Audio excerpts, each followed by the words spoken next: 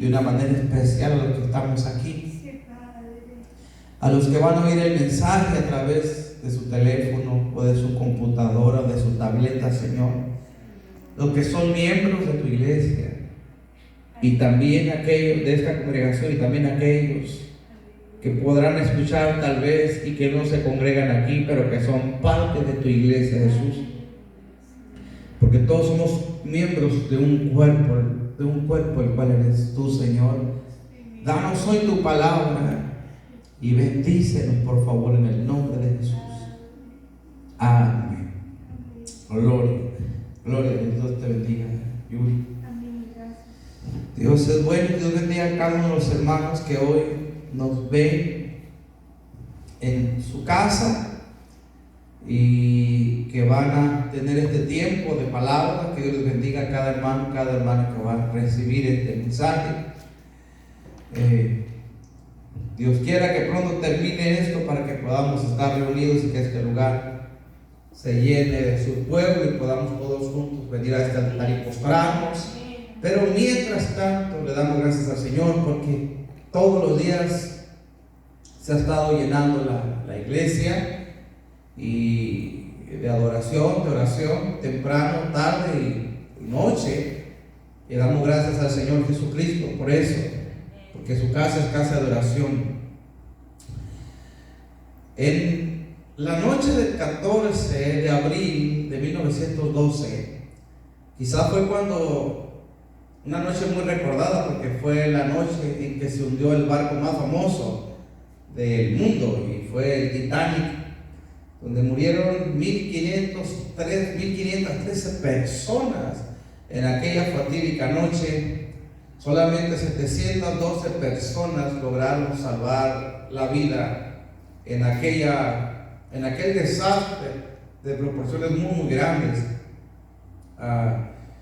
Cuando yo escucho o leo la historia de aquella noche, hubo un hombre que se llamó Edward Smith y que fue el capitán del barco del Titanic. Y desde temprano, cuando ya había salido, él ya había recibido advertencias de que era peligrosa la navegación, y por lo menos recibió 10 advertencias de que se detuviera. 10 advertencias de que no debía, de que debía tener precaución, 10 advertencias de que debería haber bajado la velocidad, 10 advertencias que le hicieron diferentes tripulaciones que estaban mirando el peligro.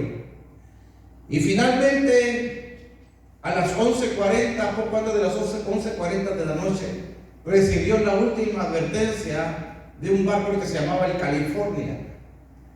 Y cuando este barco le hizo la segunda advertencia del día, que estaba a cargo de las comunicaciones, le dijo aquellas palabras realmente difíciles. Le dice: cállate, cállate, estás interfiriendo en mi señal, estoy ocupado. Finalmente, a las 11:40, aquel tremendo barco dio contra un bloque grande de hielo, y 3 horas más tarde el barco estaba hundido. Cuando uno se pone a pensar acerca de esta tragedia que se pudo haber evitado, 10 advertencias de diferentes personas que estaban mirando el peligro, y este hombre no hizo caso.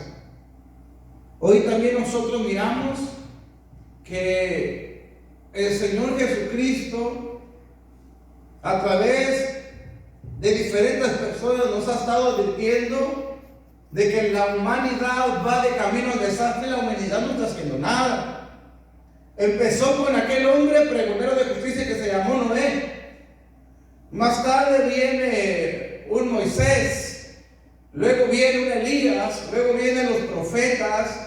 Más temprano, hacia nuestro tiempo, Juan el Bautista, el mismo Señor Jesucristo, el apóstol Pablo, los padres de la iglesia, y podemos seguir contando todas las personas que Dios ha enviado para decirle a la humanidad que se está acercando al desastre.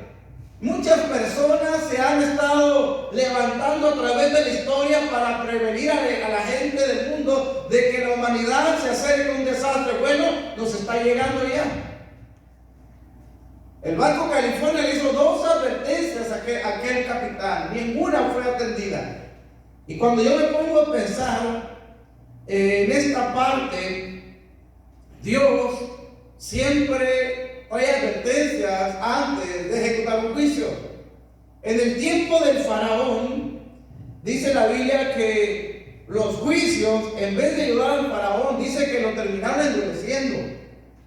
Dios dice en su palabra que el faraón terminó endureciendo el corazón de Dios. Hoy nosotros estamos frente a un juicio del Señor y mucha gente, aún cristianos, están endureciendo el corazón. Y nosotros tenemos que tener mucho cuidado, porque cuando vino el juicio de las plagas a Egipto, juntamente con las plagas también hubo una liberación.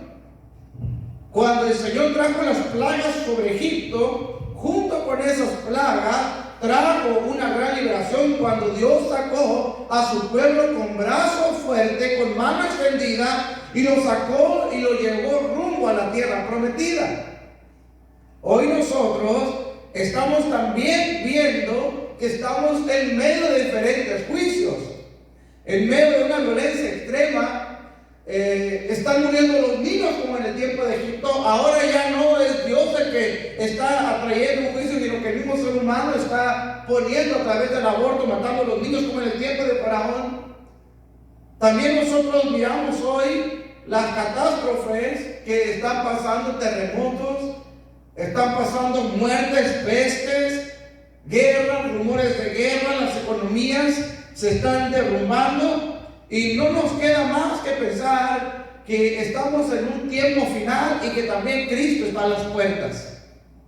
Que el Señor está cerca de cumplir aquella palabra de que el Hijo del Hombre va a venir por su iglesia, y cada miembro del cuerpo de Cristo tiene que prepararse para eso. Yo quiero que vayan conmigo al capítulo 25 de Mateo. Ahí que está usted en su casa, ¿verdad? Tome su Biblia y mire por favor conmigo el capítulo 25 de Mateo. Es uno de los pasajes más conocidos de la Biblia. Y en Mateo 25 nos dice lo siguiente: entonces el reino de los cielos, dice, será. Esa palabra es importante porque no dice que es. Será semejante a 10 vírgenes que, tomando sus lámparas, salieron a recibir al esposo. 5 de ellas eran prudentes y 5 insensatas.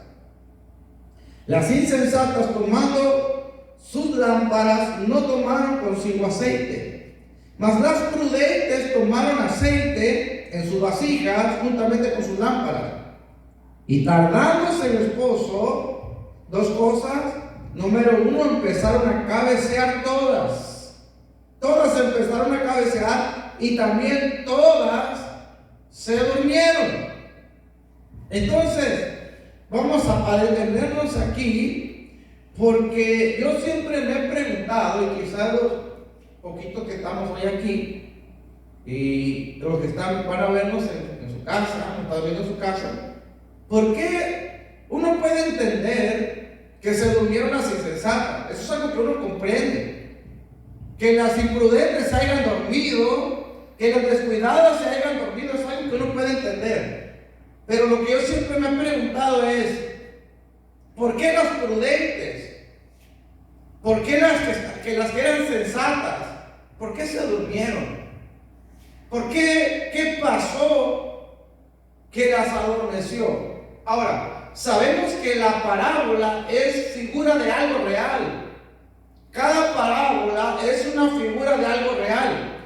Y que la palabra en el capítulo 25, verso 1, no diga el reino de los cielos es semejante, sino que dice que el reino de los cielos, dice, será semejante. Acuérdese que en las otras parábolas dice que el reino de los cielos es semejante a un hombre, es semejante a un hombre, es semejante a una mujer que usted conoce la historia, pero en este caso llama la atención que dice que el reino de los cielos será semejante. Es decir, esta parábola va a hablarnos de un evento futuro que va a suceder en un momento de la historia. Y yo creo que hemos llegado a ese momento de la historia. ¿Por qué? Porque uno debe de preguntarse, ¿qué hizo cabecear y dormirse a las prudentes?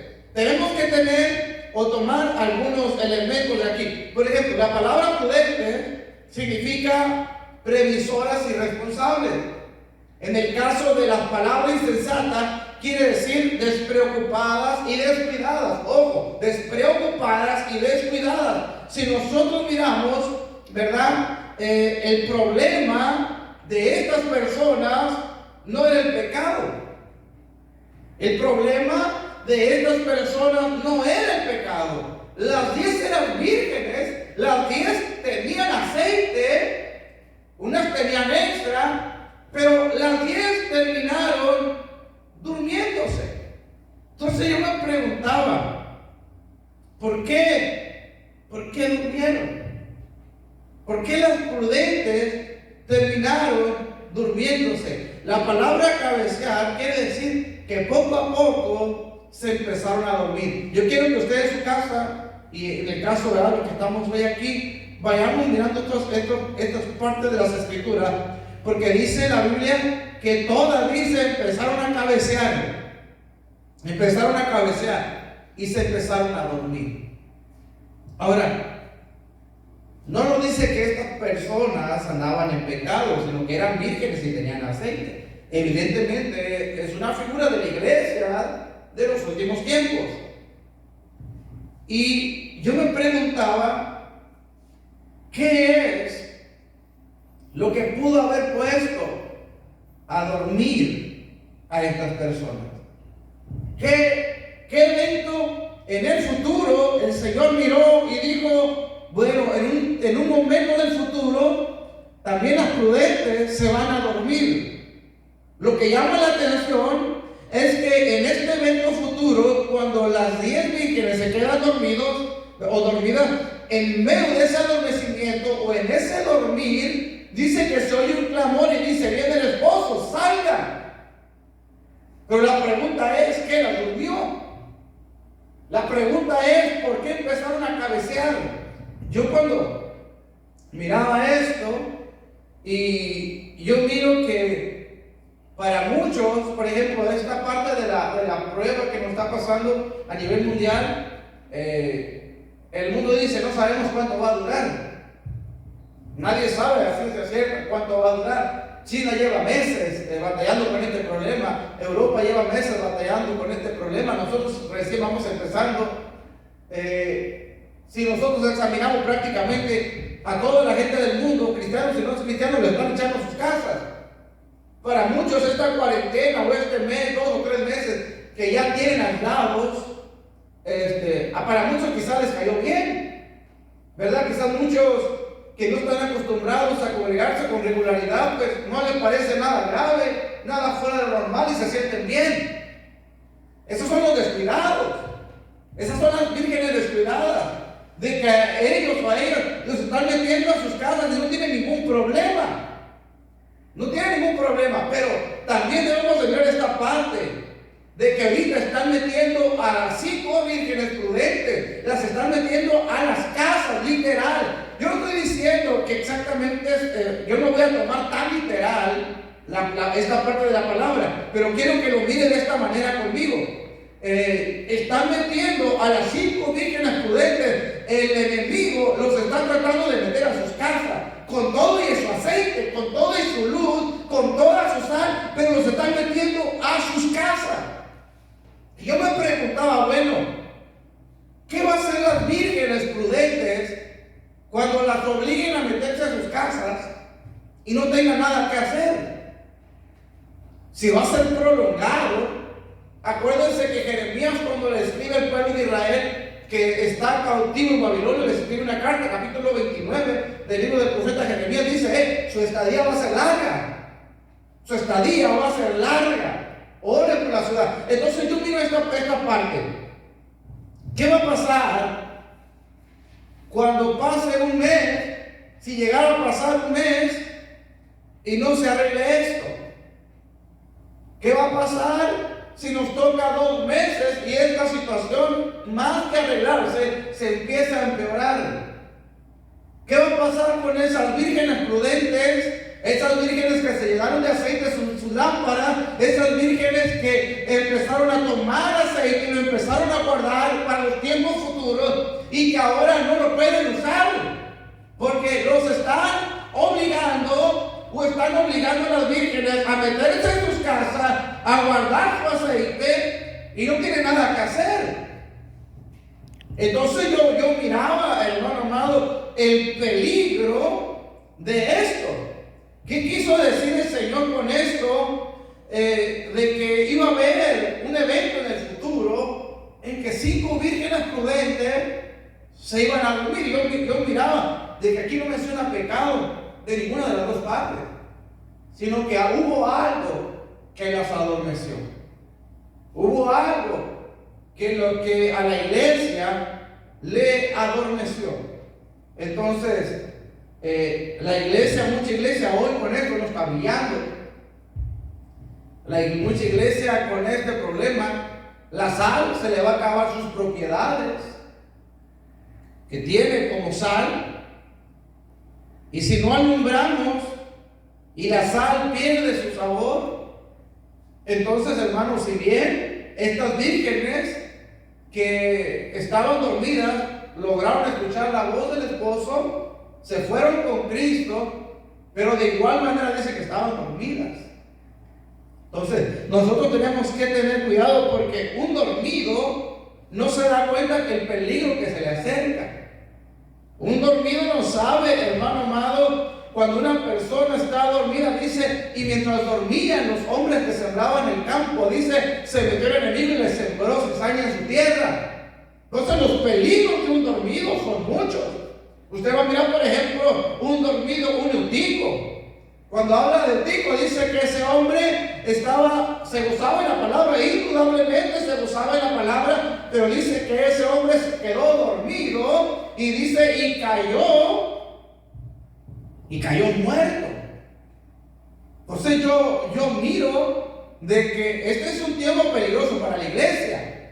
Este es un tiempo de prueba para la iglesia. Este es un tiempo muy dificultoso para la iglesia del Señor, para tratar de no quedarnos dormidos. ¿Qué va a hacer la iglesia en su casa? ¿Qué va a hacer la iglesia en su casa? Yo miraba, uno puede mirarla de muchas partes lo que nos estaba ocurriendo, pero yo miraba, por ejemplo, las cuarentenas de Dios. Porque ahorita todos hablan de cuarentena y ponte en cuarentena y estamos en cuarentena. Y el Señor me ministraba acerca de las cuarentenas de Dios. Y miremos la primera, por ejemplo, Moisés. Usted recuerda a Moisés, y usted lo puede mirar, ¿no es cierto?, en el libro del Éxodo. En el libro del Éxodo dice la palabra que Dios, ¿verdad?, le dijo a Moisés que subiera al monte. Y Moisés subió al monte, y dice la Biblia que subió al monte 40 días y subió al monte 40 noches. Tuvo una cuarentena con Dios. Pero aquí miramos 2 cosas importantes, porque Moisés, mientras estaba los 40 días en la presencia del Señor, el resto del pueblo, junto con Aarón, con los hijos de Aarón, con los ancianos y con el resto del pueblo, estaban en un terrible desenfreno y abajo. Mientras solamente un hombre de Dios y Josué estaban en el monte disfrutando en la presencia de Dios, en esos 40 días, dice que el pueblo estaba completamente desenfrenado en sus casas.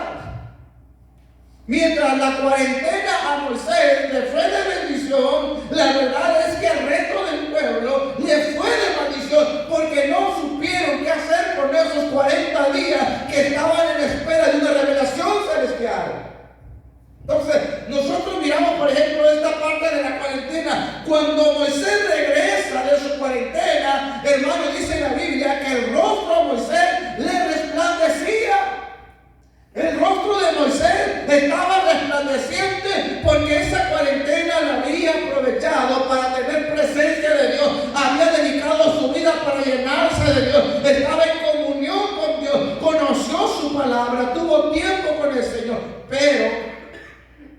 Pero dice la palabra que el pueblo del Señor se corrompió.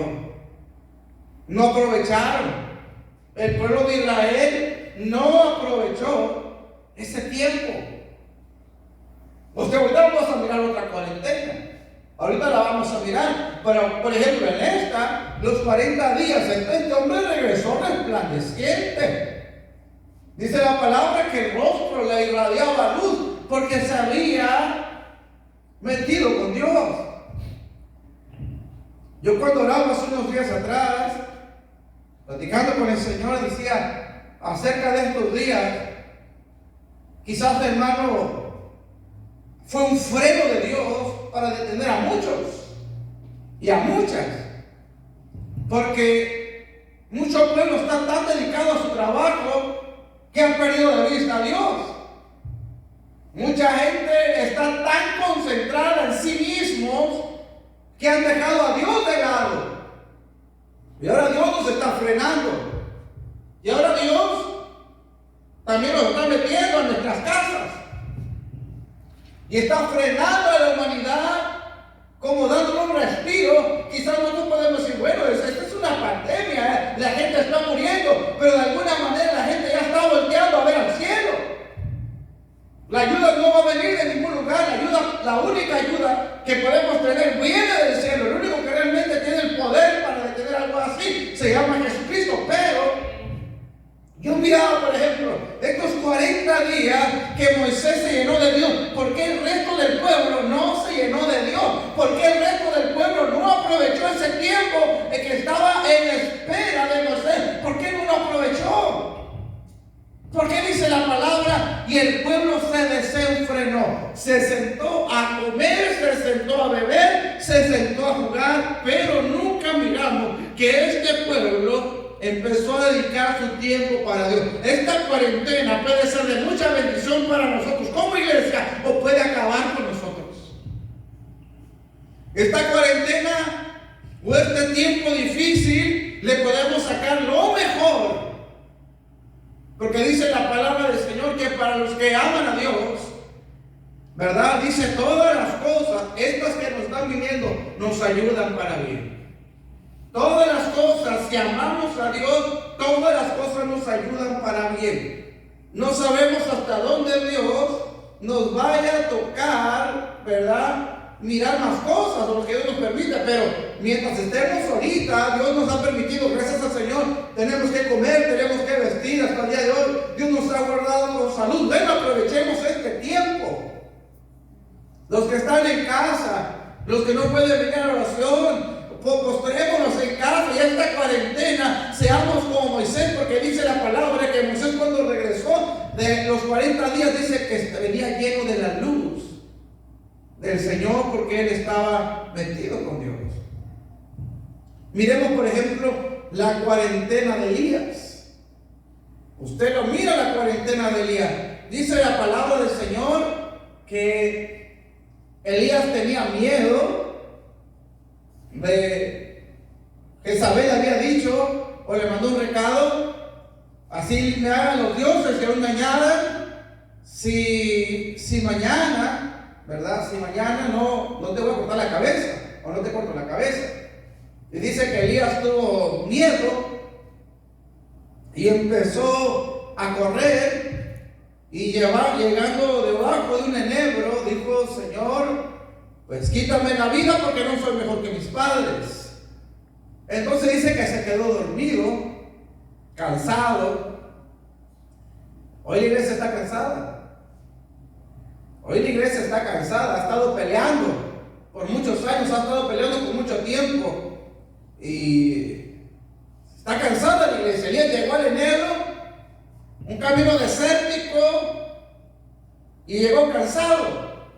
Ya quería morirse, ya estaba desesperado. Cuando uno analiza el pasaje, uno se da cuenta que Elías llegó con depresión. Llegó cansado, deprimido por las pruebas, por las luchas. Otra de las características que miramos ahí, Elías se sentía solo. Porque cuando llega al monte, a la cueva, dice: solo yo he quedado. Se sentía solo, se sentía desanimado, se sentía desalentado. Elías había tenido una gran victoria y él pensaría que debido al fuego de Dios que había descendido, la gente se iba a convertir y no se convirtió. Entonces para él su ministerio era un fracaso. Para él su ministerio había fracasado, porque no había pasado nada productivo. Al final de cuentas había hecho algo maravilloso de parte del Señor y la gente no lo estaba siguiendo. La gente siguió en su propio camino y no se volvió al corazón de Dios. Así que Elías llega a ese enebro y llega triste, llega angustiado. ¿Cuántas cosas le pasarían a Elías por su mente? No sé. No sabemos, ¿no?, lo que le estaba pasando, lo que el diablo le estaba sembrando, el desánimo tan profundo que estaba teniendo. Y dice la Biblia, se quedó dormido debajo de un enebro. Acuérdese, los que están aquí llegan dormidos. Dormido. ¿Qué les pasó a las vírgenes? Se quedaron dormidas. Se quedaron dormidas. Ahora tenemos a un Elías que está dormido. Y Dios dice la palabra que le manda, ¿no es cierto?, a que lo alimente.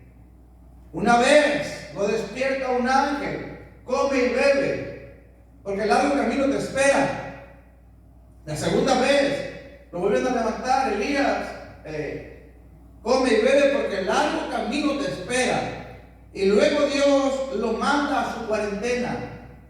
Lo manda a su cuarentena completamente solo, aislado de todo y de todo. Observe esto: Moisés estaba solo en el monte, aislado de Josué. Aunque subió con Josué, él solamente estaba solo. Ahora tenemos un Elías, y a este Elías en 40 días lo envía solo al monte y empieza a caminar. Y 40 días estuvo caminando. Y cuando uno mira, por ejemplo, a Elías en esta cuarentena, este hombre escuchó la voz de Dios. En esa cuarentena escuchó la voz de Dios. Quizás como nunca la había oído. En esa cuarentena Elías tuvo comunión con Dios. Llegó a la cueva y Dios le habló y le dijo: ¿qué haces aquí, Elías? ¿Qué haces aquí, Elías? ¿Qué haces aquí? Y Elías tiene una manifestación de Dios sobrenatural. En esos 40 días, hermano, cuando llega a la cueva, Dios se le manifiesta de una manera impresionante. Y dice, ¿no es cierto? Y venía un tremendo estruendo, ¿no es cierto? Un viento que rompía todo. Y Dios no estaba ahí. Y empieza a describir todas las manifestaciones que Dios estaba trayendo. Y Dios no estaba ahí. Pero luego dice, pero cuando vino un silbido apacible, dice que Dios le dijo: ¿qué haces aquí, Elías? Hermano, yo cuando miro esto, Elías no tuvo esa manifestación de Dios en ningún momento de su vida. ¿Cuándo la tuvo? Cuando estuvo 40 días o en su cuarentena, que estuvo apartado de todo y de todo. Tuvo una manifestación diferente, sobrenatural, poderosa, en el Espíritu Santo, obviamente, pero él pudo ver con sus ojos algo glorioso. Gloria al Señor, amén. Él no lo vio durante su vida, lo vio en su cuarentena. Gloria al nombre de Jesús. En ese tiempo Elías comió algo sobrenatural. Caminó con Dios. Los desiertos no le hicieron ningún efecto. Si nosotros miramos después de este suceso, Elías fue otro hombre. Después de esto, Elías no tuvo nunca nada más que temer. Ya no tuvo temores. Cuando llegaron aquellos hombres y les dice: Elías, ¿verdad?, baja porque el rey te habla, te manda, te ordena que vayas.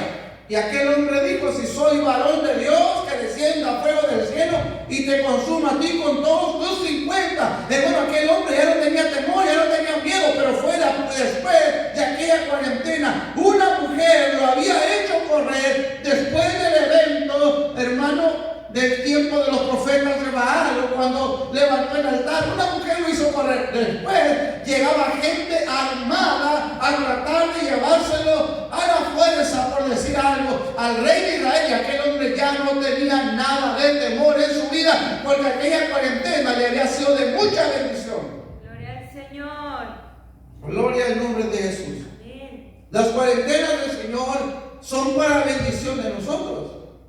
Si la gente lo aprovecha, si la iglesia de Cristo lo aprovecha, le puede sacar mucho provecho a estos 40 días o más que el Señor nos está dando. Uno lo puede ver como una maldición, uno lo puede ver como una maldición. Uno lo puede mirar como una oportunidad para meternos con Dios, o uno lo puede decir, bueno, tengo que estar en mi casa. Sí, es momento para estar con nuestra familia, sí es momento para cuidarnos, pero lo más importante que este es el tiempo para buscar la presencia de Dios, porque Dios nos está deteniendo a la iglesia de Cristo para que nos paremos y empezamos a voltear y a tener el tiempo que a Él le pertenece. Gloria al Señor.